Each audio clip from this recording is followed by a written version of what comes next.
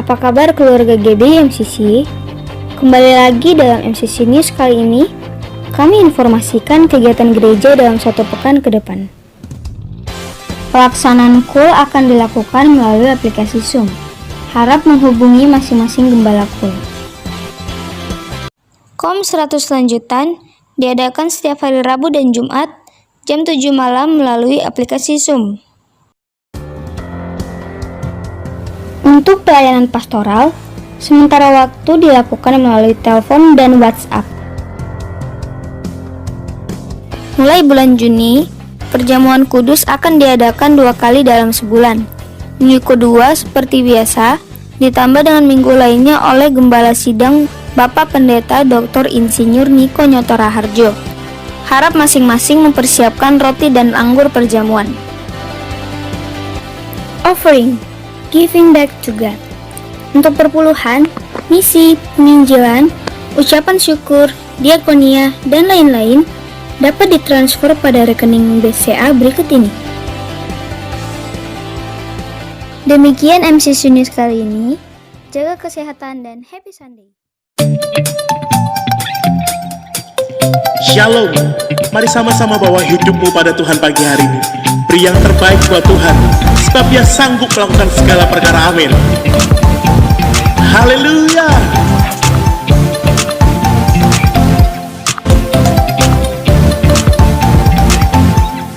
Apa yang tak pernah dilihat mata, yang tak pernah didengar telinga, yang tak pernah timbul di dalam hati, semua disediakan bagi yang mengasihi Dia. Apa yang tak pernah dilihat mata, yang tak pernah didengar telinga, yang tak pernah timbul di dalam hati, semua disediakan bagi yang mengasihi Dia. Allah sanggup melakukan segala perkara, dulu, sekarang, dan selamanya. Kuasanya tidak berubah. Allah sanggup melakukan segala perkara, dulu, sekarang, dan selamanya. Kuasanya tak berubah. Kami percaya kuasa-Mu Tuhan, janji-Mu nyata dalam hidup kami. Haleluya.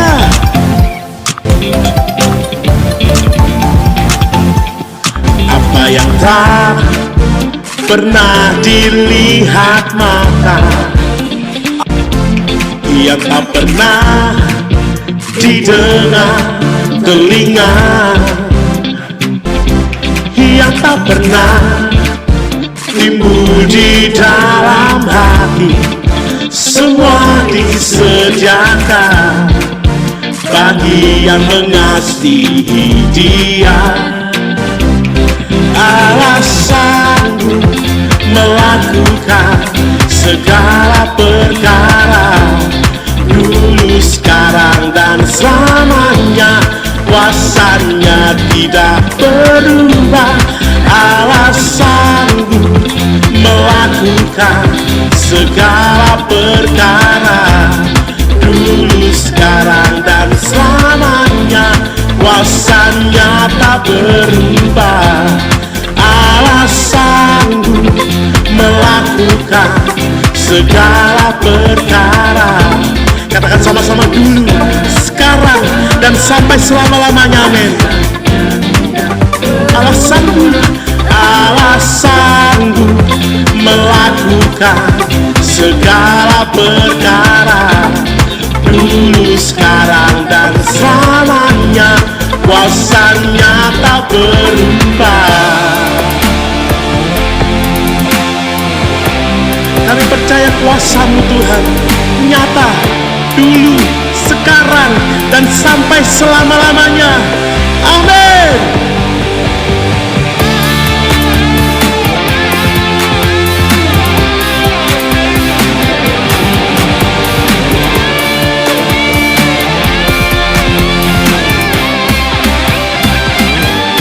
Allah sanggup melakukan segala perkara, dulu, sekarang, dan selamanya.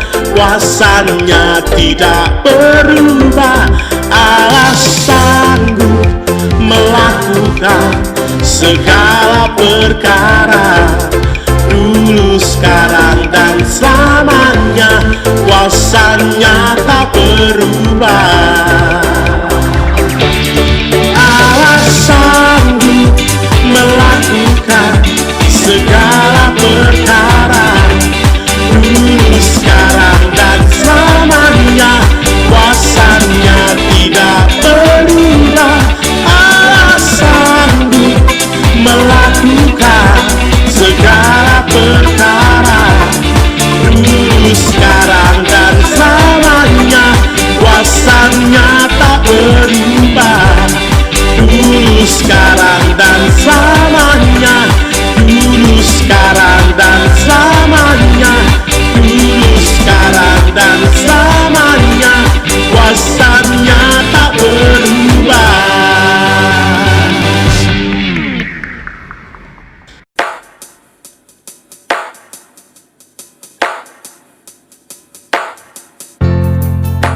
Kami percaya kuasa-Mu, Tuhan. Kami imani dan kami ikuti jalan-jalan-Mu dalam hidup kami. Meskipun tak ku mengerti apa yang ku alami, namun ku yakin Tuhan punya rancangan terbaik. Pertolonganku datang dari-Mu, Yesus yang ku percaya, yang tak mungkin bagiku semua mungkin bagi-Mu. Hanya Engkaulah jawaban hidupku. Yang tak pernah kulihat dan tak pernah kufikirkan, itu yang Kau sediakan bagiku.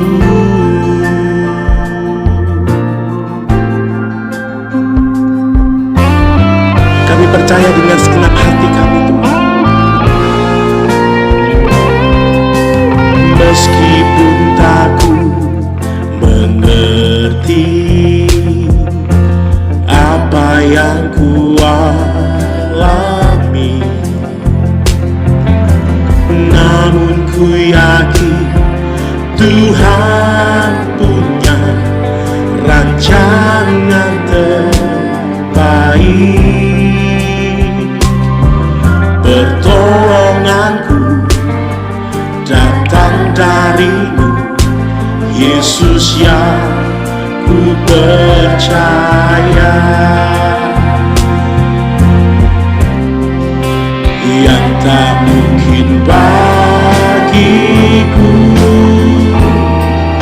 semua mungkin bagi-Mu. Hanya Engkaulah jawaban hidupku. Yang tak pernah kulihat dan tak pernah ku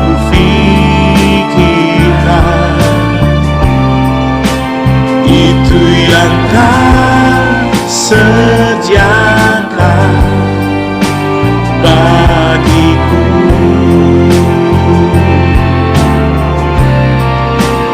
Yang tak mungkin bagiku, semua mungkin bagimu Tuhan.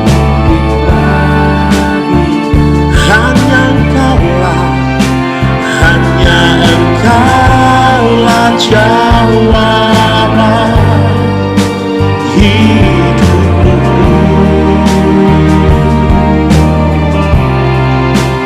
Yang tak pernah kulihat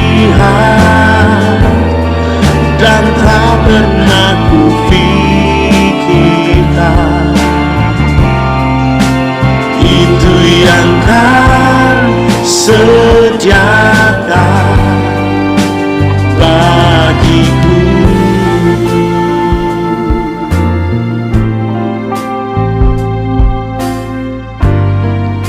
Terima kasih buat kasih-Mu, buat berkat-Mu dalam hidup kami. Penyertaan-Mu yang sempurna nyata dalam hidup kami Tuhan.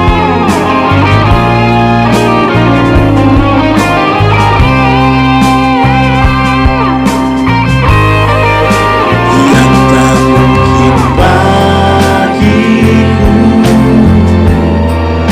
semua mungkin bagimu. Hanya Engkaulah jawaban hidupku.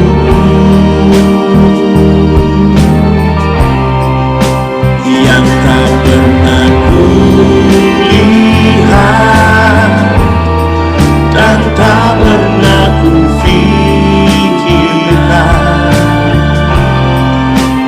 itu yang kan sediakan bagiku.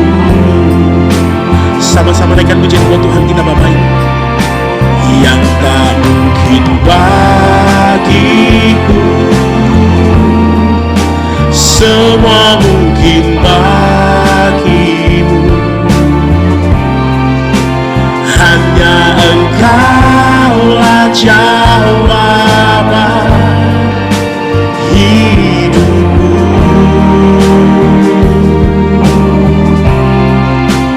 Yang tak pernah kulihat dan tak pernah kufikirkan, itu yang kan sediakan bagiku. Itu yang Kau sediakan bagi kami Tuhan. Itu yang Kau sediakan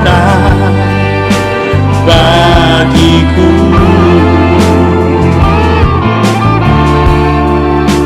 Itu yang Kau sediakan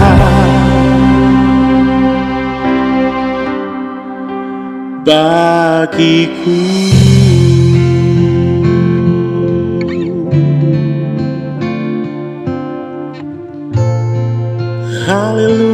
Haleluya,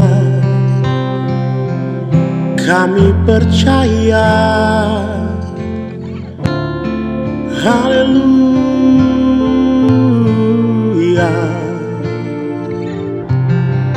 terima kasih, terima kasih buat kasih-Mu, buat pertolongan-Mu. Haleluya, terima kasih Tuhan. Oh,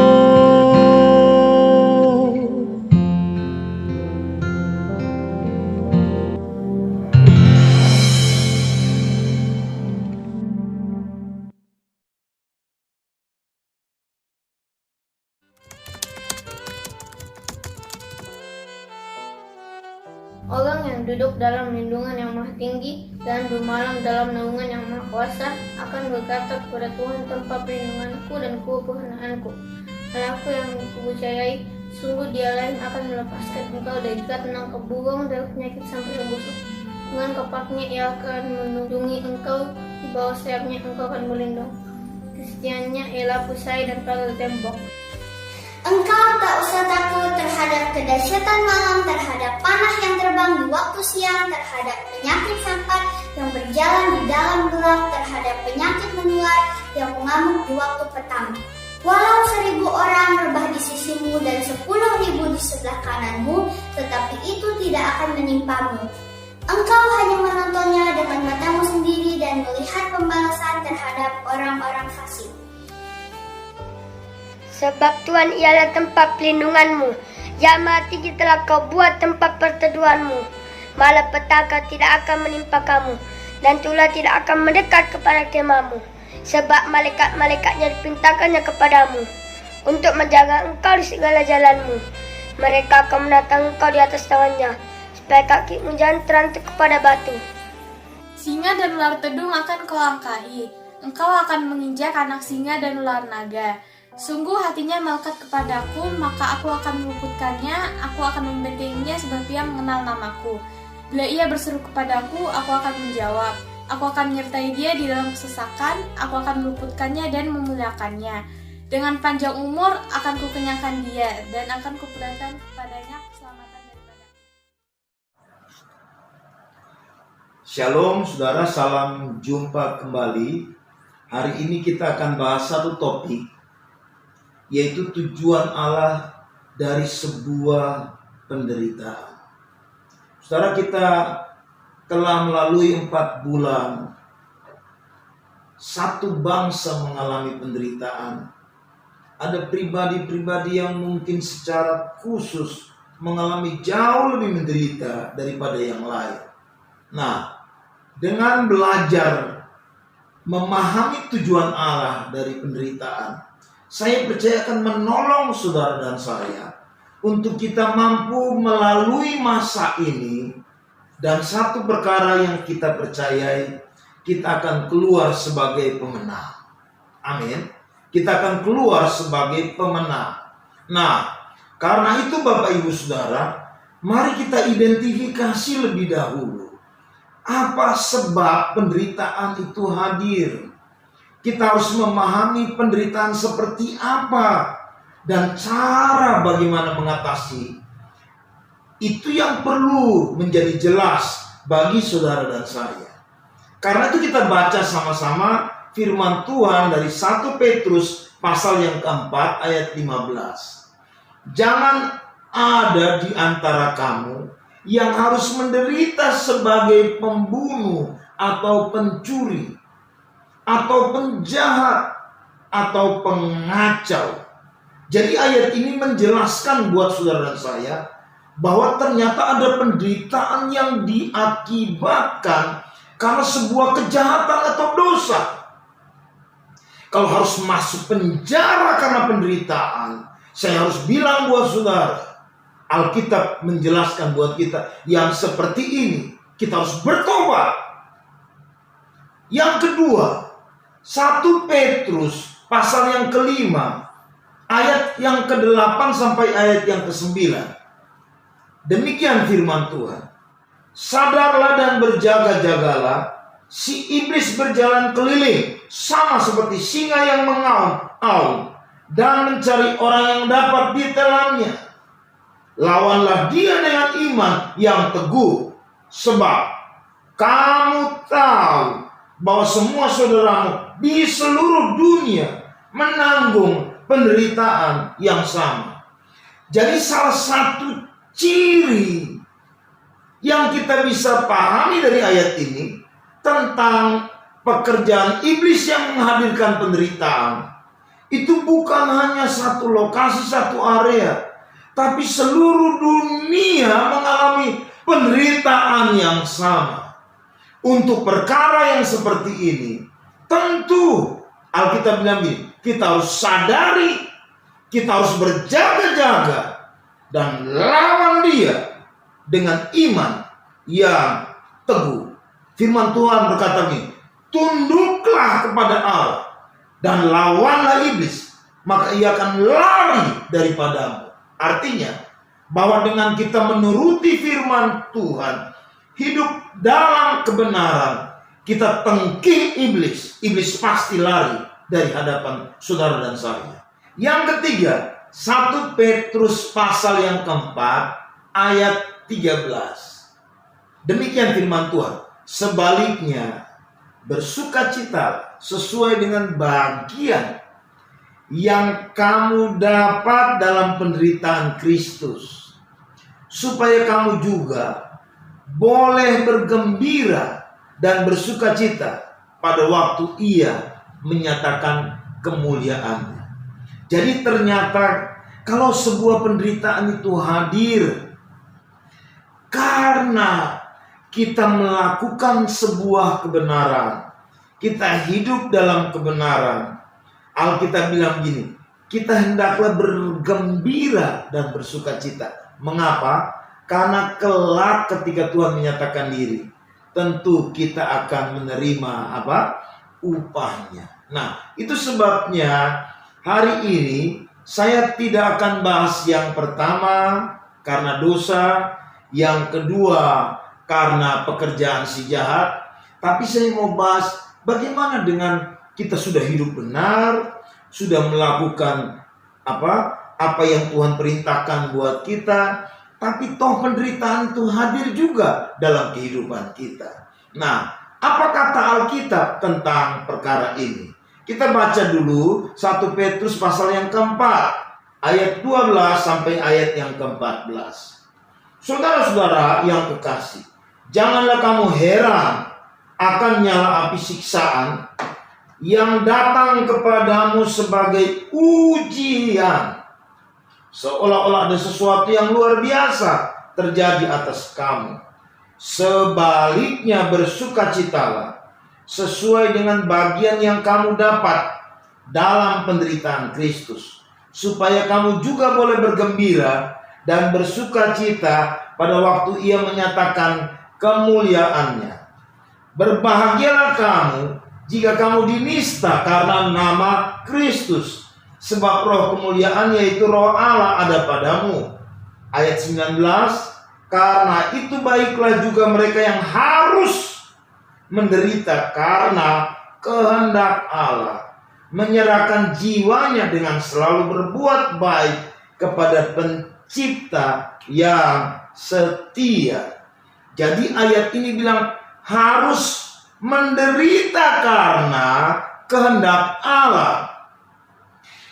Bapak Ibu Saudara yang terkasih dalam Tuhan Yesus Kristus, ini berarti bahwa penderitaan karena ikut Tuhan itu adalah sebuah kurikulum.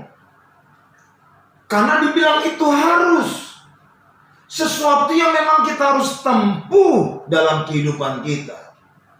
Sama seperti anak-anak sekolah, sama seperti orang kuliah. Kita nggak bisa naik tingkat, kita nggak bisa naik kelas tanpa melalui ujian. Jadi berarti bahwa ujian membawa kita naik ke sebuah level rohani, tingkat kehidupan iman Kristen yang tentu lebih tinggi dari sebelumnya. Nah, karena penderitaan ini itu sesuatu yang real, fakta, bahkan dicatat menjadi kehendak Allah bagi kita. Artinya bahwa Tuhan pasti punya tujuan yang baik. Jangan pernah berpikir bahwa Allah kejam dengan membiarkan kita dicobai. Sebab kalau itu dalam konteks tujuan Tuhan buat kita, bukankah firman Tuhan berkata, rancangan Tuhan bukan kecelakaan? Rancangan Tuhan adalah hari depan yang diberkati. Haleluya. Rancangan Tuhan buat saudara dan saya, yaitu kita melihat di depan sesuatu yang baik hadir. Itu sebabnya penderitaan menjadi sarana untuk membawa kita menuju kepada tujuan-tujuan yang lebih besar dari hidup ini. Nah, saudara yang terkasih di dalam Tuhan Yesus Kristus, mari kita akan lihat sama-sama tujuan apa saja yang Tuhan kehendaki itu terjadi buat kita melalui penderitaan. Saya catat di sini yang pertama. Tujuan penderitaan yaitu menguduskan dan memurnikan kita. Sekali lagi, tujuan dari penderitaan yaitu menguduskan dan memurnikan saudara dan saya. Mari kita lihat beberapa ayat firman Tuhan untuk menolong kita memahami tujuan yang pertama ini. Maliaki pasal 3 ayat 2 sampai ayat yang keempat. Siapakah yang dapat tahan akan hari kedatangannya? Dan siapakah yang dapat tetap berdiri apabila ia menampakkan diri? Sebab ia seperti api tukang pemurni logam dan seperti sabun tukang penatu. Ia akan duduk seperti orang yang memurnikan dan mentahirkan perak. Dan ia mentahirkan orang Lewi, menyucikan mereka seperti emas dan seperti perak, supaya mereka menjadi orang-orang yang mempersembahkan korban yang benar kepada Tuhan. Maka persembahan Yehuda dan Yerusalem akan menyenangkan hati Tuhan, seperti pada hari-hari dahulu kala dan seperti tahun-tahun yang sudah. Ini berarti Bapak Ibu Saudara, kalau Alkitab berkata ketika Tuhan datang, siapa yang bisa berhadapan dengan dia? Karena dia seperti tukang pemurni logam. Mungkin ini bisa saya jelaskan. Kalau saudara sedang mengalami sebuah keadaan penderitaan, tentu berarti Tuhan sedang hadir dalam kehidupan, dalam rangka memurnikan engkau, menguduskan engkau, supaya kemudian apapun yang kau persembahkan, apapun yang kau lakukan, itu dikenang, itu menyenangkan hati Tuhan. Haleluya. Untuk perkara yang satu ini, itu sebabnya di awal 1 Petrus berkata, kita harus bergembira, kita harus bersuka cita, karena penderitaan dalam rangka tujuan Tuhan untuk sesuatu yang baik buat hidup saudara dan saya. Sekali lagi, kalau hari ini saudara sedang mengalami penderitaan, tentu bahasa tadi begini, Tuhan itu datang seperti seorang pemurni logam. Kalau dia sedang memurnikan engkau, kalau dia sedang memurnikan saya, mari baiklah kita bersuka cita. Karena pasti berakibat apa yang kita kemudian lakukan, itu menyenangkan hati Tuhan. Haleluya. Nah, mari lihat hal yang berikutnya. Kita baca sama-sama 1 Petrus 1 ayat 6 sampai ayat yang ke-7. Bergembiralah akan hal itu, sekalipun sekarang ini kamu seketika harus berduka cita oleh berbagai penderitaan, pencobaan. Maksud semuanya itu ialah untuk membuktikan kemurnian imanmu yang jauh lebih tinggi nilainya daripada emas yang fani, yang diuji kemurniannya dengan api, sehingga kamu memperoleh puji-pujian, kemuliaan dan kehormatan pada hari Yesus Kristus menyatakan dirinya. Buat saya, ayat ini sederhana bilang gini, penderitaan hadir untuk membuktikan seperti apa iman saudara dan saya. Garis bawah ini, penderitaan hadir untuk membuktikan kemurnian imanmu. Karena itu, coba kita bandingkan dengan Ulangan pasal yang ke-8 ayat 2 sampai ayat yang ke-5.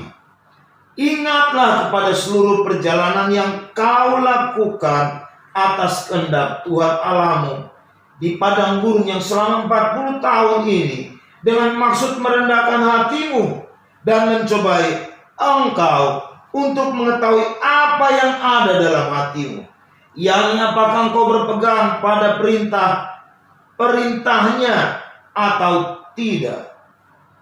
Jadi ia merendahkan hatimu, membiarkan engkau lapar dan memberi engkau makan mana yang tidak kau kenal dan yang juga tidak dikenal oleh nenek moyangmu, untuk membuat engkau mengerti bahwa manusia hidup bukan dari roti saja, tetapi manusia hidup dari segala yang diucapkan Tuhan. Pakaianmu tidak akan menjadi buruk di tubuhmu, dan kakimu tidak menjadi bengkak selama 40 tahun ini. Maka haruslah engkau insaf bahwa Tuhan Allah mengajari engkau seperti seorang mengajari anaknya. Kita balik lihat 2 ayat ini. Kalau tadi dibilang penderitaan itu membuktikan kemurnian imanmu, yang sama seperti emas. Bapak Ibu Saudara, kita pasti tahu, mungkin kita pernah dengar bagaimana cara seorang tukang emas memurnikan emas untuk menemukan 24 karat itu. Apa yang akan dia buat? Dia akan panasi itu emas sampai pada titik didih tertentu. Maka Bapak Ibu Saudara, yang akan muncul ke permukaan itu logam-logam yang lain atau sampah-sampah. Jadi api itu menjadi sarana untuk mengangkat atau memunculkan sampah-sampah atau yang bukan yang murni, sehingga dianalogikan seperti emas yang dimurnikan. Di Ulangan pasal yang ke-8 tadi, ternyata Tuhan bawa orang Israel, biarkan mereka di padang gurun makan sesuatu yang belum mereka kenal. Tujuannya supaya mereka mengenali apa yang ada di dalam hati mereka. Jadi kebaikan dari penderitaan itu yaitu begini, membuat kita pribadi itu melihat keberadaan kita, mengenal kondisi kita yang perlu seperti sampah yang kemudian itu dibuang. Jadi penderitaan itu mengangkat keluar hal-hal yang tidak mulia itu. Itulah sebabnya kenapa sekali lagi Tuhan mau kita bergembira dan bersukacita. Karena dalam momentum seperti ini justru kita makin dimurnikan. Haleluya, Bapak Ibu Saudara. Orang Israel dengan penderitaan yang mereka alami, firman Tuhan berkata begini, supaya mereka belajar tahu bahwa bicara tentang iman yang murni itu adalah iman di mana dia pahami bahwa hidup ini bukan hanya karena roti, hidup ini bukan hanya karena nasi, tapi setiap perkataan yang keluar dari firman Tuhan itu membawa kehidupan, karena firman Tuhan itu berkuasa buat saudara dan saya. Haleluya. Nah, Bapak Ibu Saudara yang terkasih dalam Tuhan Yesus, karena itu untuk poin yang pertama ini saya kembali mau ajak lihat 3 bagian firman Tuhan yang kita baca. Ada beberapa kesimpulan yang saya mau ulangi, yaitu yang pertama, penderitaan menjadi momentum terbaik. Untuk apa? Untuk membuat kita menjadi kemudian mempersembahkan sesuatu yang dikenal oleh Tuhan. Penderitaan menjadi momentum untuk membuktikan seperti apa kemurnian iman saudara dan saya. Penderitaan menjadi sarana untuk membuka apa yang sebenarnya yang masih tersisa dari hidup kita, yang mesti kita buang. Jadi penderitaan juga menolong kita untuk melihat iman kita. Apakah kita percayakan hidup kita hanya pada hal-hal yang material? Karena firman Tuhan berkata, hidup bukan hanya karena nasi atau karena roti, tapi dari setiap perkataan yang keluar dari mulut Allah. Jadi yang pertama, tujuan Tuhan dari penderitaan, yaitu menguduskan saudara dan saya dan memurnikan kita. Haleluya. Saya percaya bahwa ini berarti masa-masa penderitaan yang kita sedang lalui akan membuat kita makin mulia di pandangan Tuhan.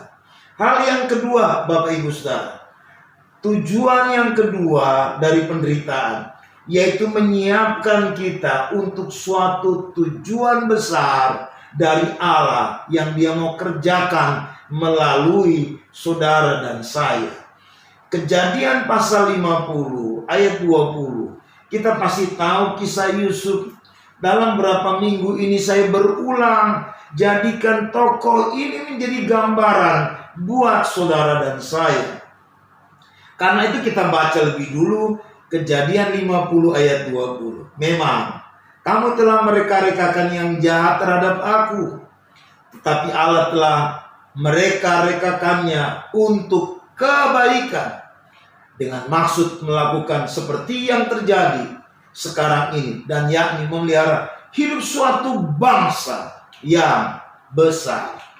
Nah, Bapak Ibu Saudara yang terkasih dalam Tuhan Yesus Kristus, pertanyaannya, apakah Yusuf dari sebelumnya telah tahu bahwa melalui penderitaan itu akan membawa dia sampai dia duduk di singgasana, sampai dia duduk sebagai orang besar di pemerintahan Mesir?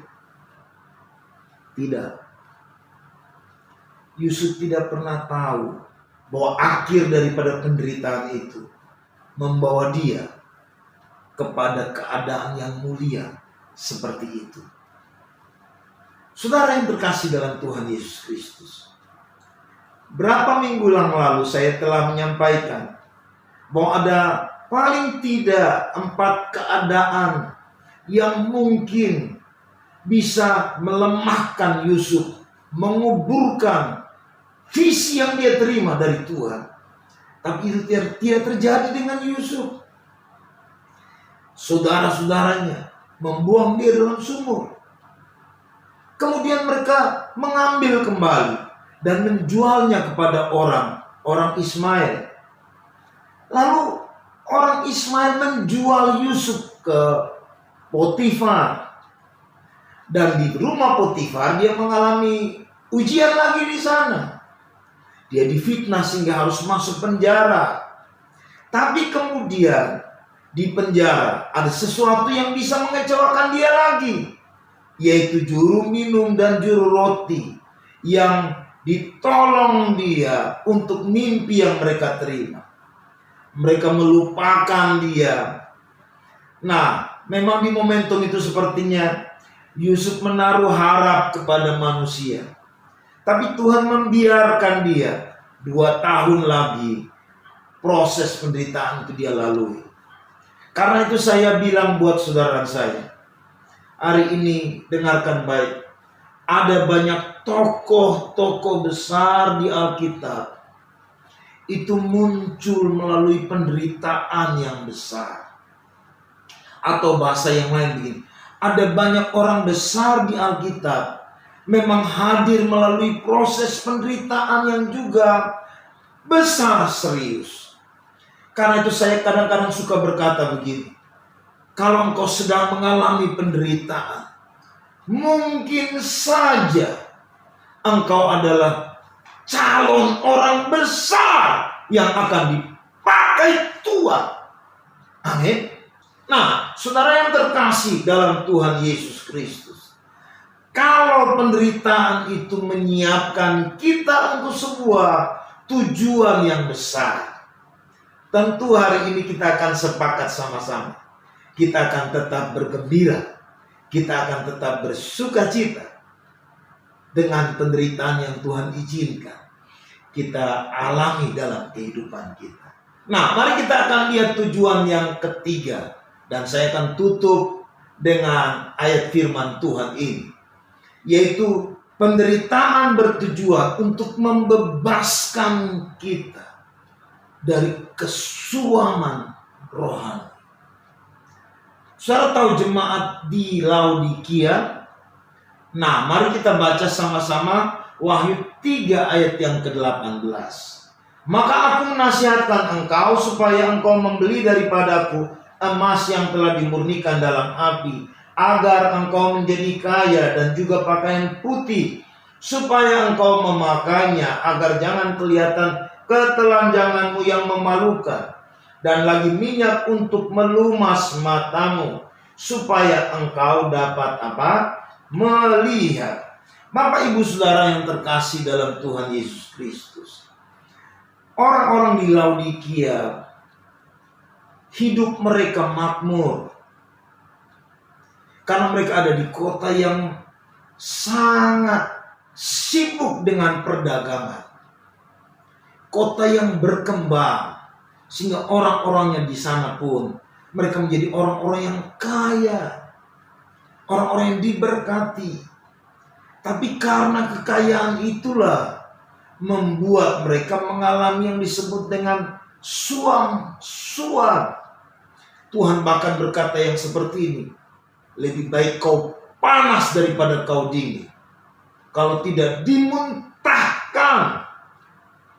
Artinya begini, menjadi orang Kristen yang berapi-api itu harus nyata buat kita, atau sekalian melempem.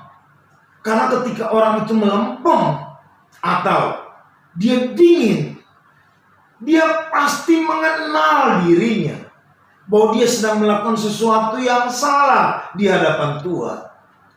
Dia pasti memahami dirinya bahwa api dalam dirinya, semangat itu sedang padam. Tapi orang yang setengah-setengah itu sulit untuk bisa mengidentifikasi dirinya. Nah, karena itu penderitaan hadir untuk membuat kita terbakar lagi, menyala-nyala lagi, tidak kembali seperti sebelumnya, tidak suam-suam. Tentu itu yang menjadi tujuan Tuhan buat saudara dan saya. Itulah sebabnya saya hari ini mau bilang buat Bapak Ibu Saudara satu kalimat pendek.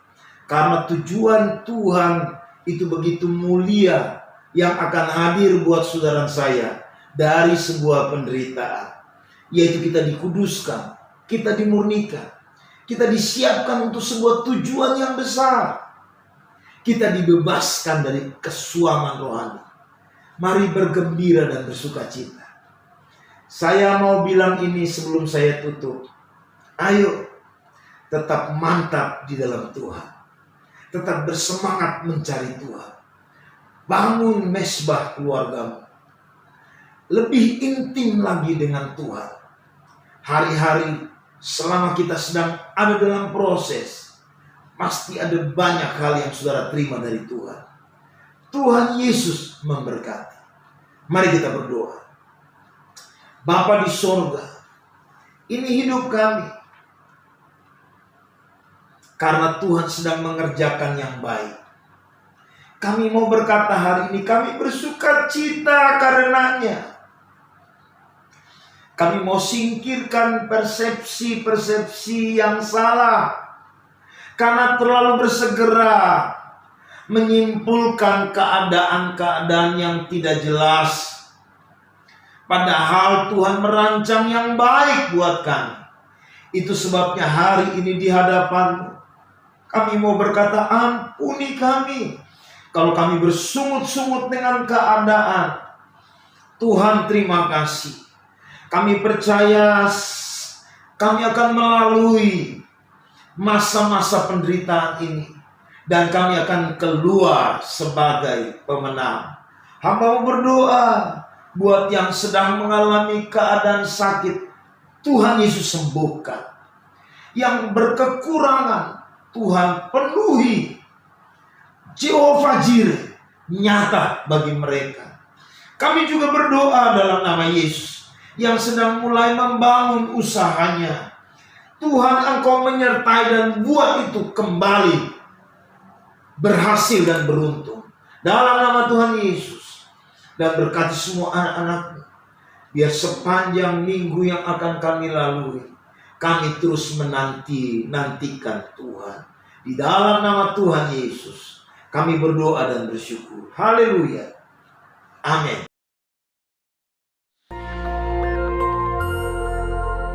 Shalom Bapak Ibu Saudara sekalian.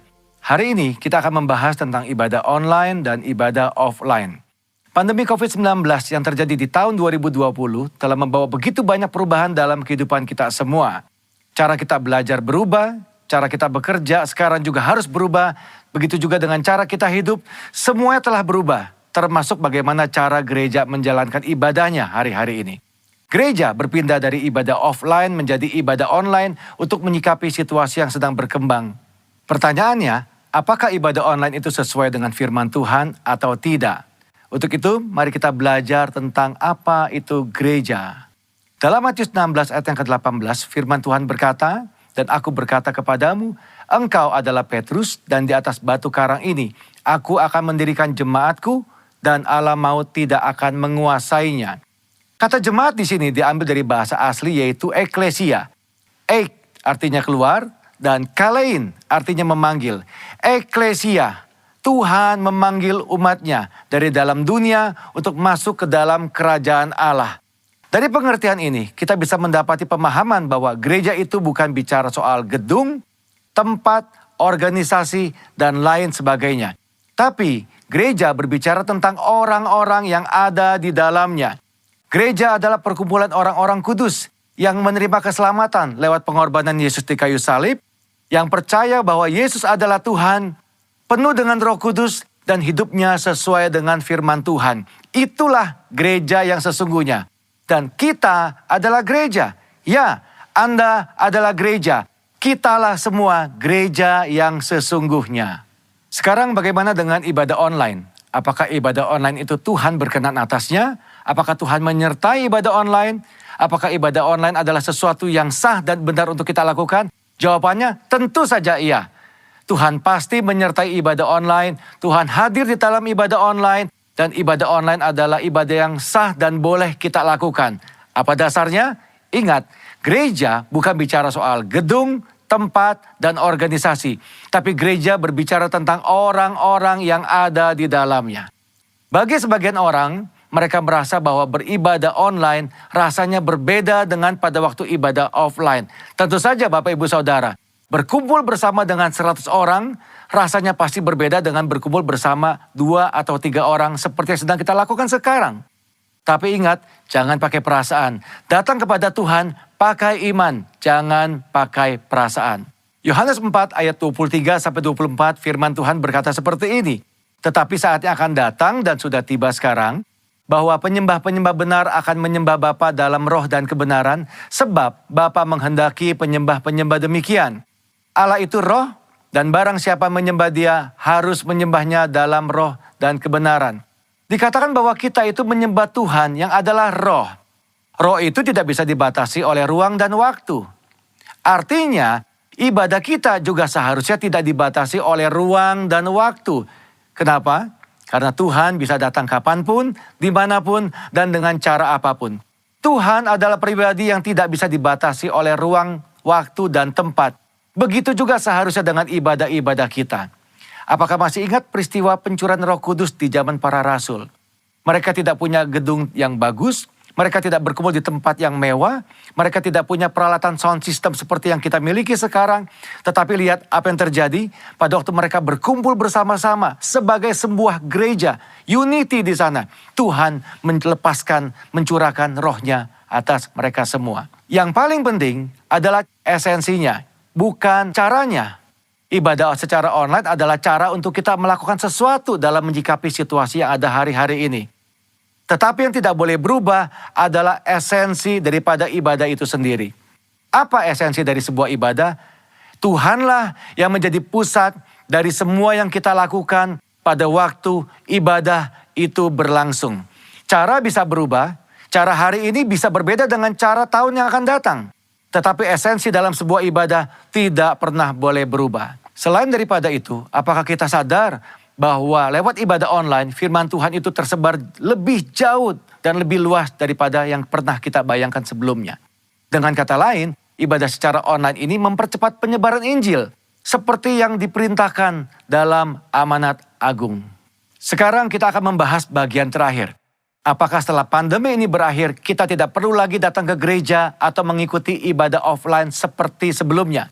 Tentu saja tidak, Bapak Ibu Saudara sekalian. Ada 3 alasan kenapa kita tetap harus datang ke gereja, berkumpul bersama-sama seperti yang kita lakukan di masa sebelumnya. Alasan yang pertama, 1, adalah atmosfer atau suasana ibadah. Yang kedua, tentang impartasi dan pengurapan kuasa Roh Kudus yang biasa dilakukan lewat penumpangan tangan. Ini sulit untuk dilakukan pada waktu ibadah secara online. Yang ketiga yang tidak kalah penting adalah tentang persekutuan bersama-sama. Ingat, gereja adalah perkumpulan orang-orang percaya. Disebut kumpulan karena memang jumlahnya lebih dari 1. Dan di dalam perkumpulan ini ada rasa saling di dalamnya. Saling sayang, saling mengasihi, saling menegur, saling membangun, saling menyapa, saling mendoakan, saling menguatkan. Nah, hal-hal seperti ini tentu sulit untuk dilakukan di dalam ibadah secara online. Pada dasarnya kita adalah makhluk sosial. Tuhan menciptakan kita tidak untuk sendirian. Kita perlu untuk bertemu, berinteraksi satu sama lain kepada saudara-saudara seiman kita. Apakah Bapak Ibu Saudara tidak kangen untuk kembali beribadah bersama-sama dengan teman-teman kita sebelumnya? Kembali saling sapa, saling tegur, bertemu dengan gembala kita sendiri. Ayo jangan tinggalkan ibadahmu hari-hari ini. Tuhan Yesus tetap dekat dengan kita. Tuhan menyertai kita semua. Shalom.